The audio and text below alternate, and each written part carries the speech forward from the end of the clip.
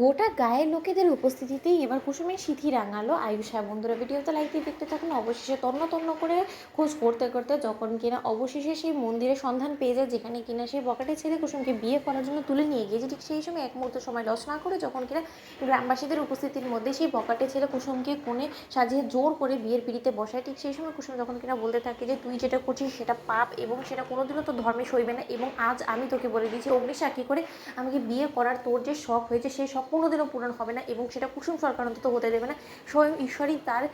দুধ সাজিয়ে কাউকে না কাউকে পাঠাবে আমাকে এই বিপদ থেকে উদ্ধার করার জন্য। ঠিক সেই সময় কুসুম যখন কিনা মনে প্রাণে ওর ছোটো সাহেবকে মনে করতে থাকে এবং বলতে থাকে যে ছোটো সাহেব আপনি কোথায়, আমার এই বিপদে আপনাকে সব থেকে বেশি প্রয়োজন, অথচ তার সত্ত্বেও আপনি কেন এখনও পর্যন্ত আমার কাছে আসছেন না, আমাকে খোঁজ করছেন না, বলুন আপনি কি আমাকে সত্যি কোথাও খুঁজে পাচ্ছেন না, নাকি ছোটো সাহেব আপনি এখনও পর্যন্ত সত্যটা জানতেই পারেনি যে এই লম্পট লোকটা আমাকে তুলে নিয়ে এসেছে এখানে। ঠিক সেই সময় গ্রামবাসীরা যখন বলতে থাকে যে খুব তো দু নৌকায় পা দিয়ে ছেলেদেরকে নিজেদের ইশারায় নাচানোর চেষ্টা করছিস, কলকাতা থেকে নিশ্চয়ই শিক্ষা নিয়ে এসেছিস, শঙ্করের মেয়ে যে এতটা দিনে দিনে বেলেল্লা হয়ে যেতে পারে সেটা কোনোদিনও কল্পনা করিনি। যাকে যা তোর কপাল ভালো যে এই ছেলে তোকে ভালোবেসে তোকে জোর করে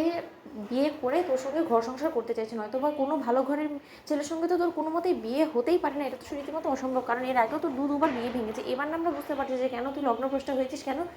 ওই দুজন তোর জীবন থেকে চলে গিয়েছে। ঠিক সেই সময় এক পর্যায়ে সেখানে গিয়ে যখন কিনা পুরোহিত মশাইয়ের উপরে চাপ প্রয়োগ করে সেই বকাটা ছেলে যখন বলতে থাকে যে আপনি তাকিয়ে দেখছেন কি, বলুন তো বিয়ে শুরু করুন। ঠিক সেই সময় বিয়ে শুরু করা মাত্রই সেখানে গিয়ে আয়ুষ বাধা দেয় এবং বলতে থাকে যে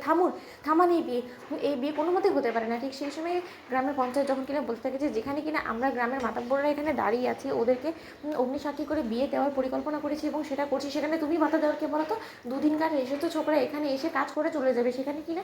তোমার এত কিসের দখলদারি বলো তো কুসুমের জীবনে, যেখানে কিনা কুসুমের গার্জেন হিসেবে আমরা রয়েছি, আমরা ওকে এখানেই বিয়ে দেবো এবং আজকে এই ছেলের সঙ্গে ওর বিয়ে হবে, সেটা থেকে কেউ ছাড়াতে পারবে না। ঠিক সেই সময় আয়ুষ যখন কিনা বলতে থাকে যে আর আমি যদি না হতে দিই, আমি কোনো মতেই নিজে দাঁড়িয়ে থেকে কুসুমের এত বড় সর্বনাশ আমি সহ্য করবো না, এবং তার জন্য আমার যা যা করণীয় সে সমস্ত কিছু আমি করবো। ঠিক সেই সময় এক পর্যায়ে পঞ্চায়েতের লোকেদের সঙ্গে যখন কিনা আয়ুষ এবং ঈশানের সঙ্গে যখন কিনা হাতাহাতি হতে থাকে, ঠিক সেই সময় এক পর্যায়ে সেই বকাটা ছেলে যখন কিনা বলতে থাকে যে এত তারা হুড়া করে যখন কিনা কোনো কিছু করে উঠতে পারেনি, তাহলে সোজা এবার বিয়েটাই করে ফেলে। ঠিক সেই সময় কুসুমের সিঁথিতে যখন কিনা সেই ছেলেটা সিঁদুর পরাতেই নেবে, ঠিক সেই সময় সেই ছেলের হাত থেকে সিঁদুরটা ছুঁড়ে ফেলে দেয় আয়ুষ, এবং অবশেষে সেই সিঁদুর ওর দানি থেকে সিঁদুর নিয়ে কুসুমের সিঁথিতে সমস্ত লোকেদের উপস্থিতিতে সিঁদুর দিয়ে দেয় আয়ুষ, এবং বলতে থাকে যে আজ থেকে কুসুমের পরিচয় হলো গে ও আমার স্ত্রী, এবং এর পরবর্তী থেকে কুসুমের দিকে যদি কেউ চোখ তুলেও তাকায় তার চোখ আমি উপড়ে নেব, এ আমি কথা দিলাম। ঠিক সেই সময় অবশেষে কুসুমের সিঁথিতে আয়ুষ সিঁদুর পরিয়ে দেওয়া মাত্রই বেবলা যখন কিনা বলতে থাকে যে সর্বনাশ করেছে, এবার চন্দননগরে ফিরে যাওয়া মাত্র মাকে কী জবাব দেবো কিছুতে মাথায় ঢুকছে না। ঠিক সেই সময় কুসুমের ঠাম্মি বলতে থাকে যে ভাগ্যে ঈশ্বর ওকে দেবদূত সাজিয়ে পাঠিয়েছে। তো বন্ধুরা লাইক শেয়ার করে সাবস্ক্রাইব করো।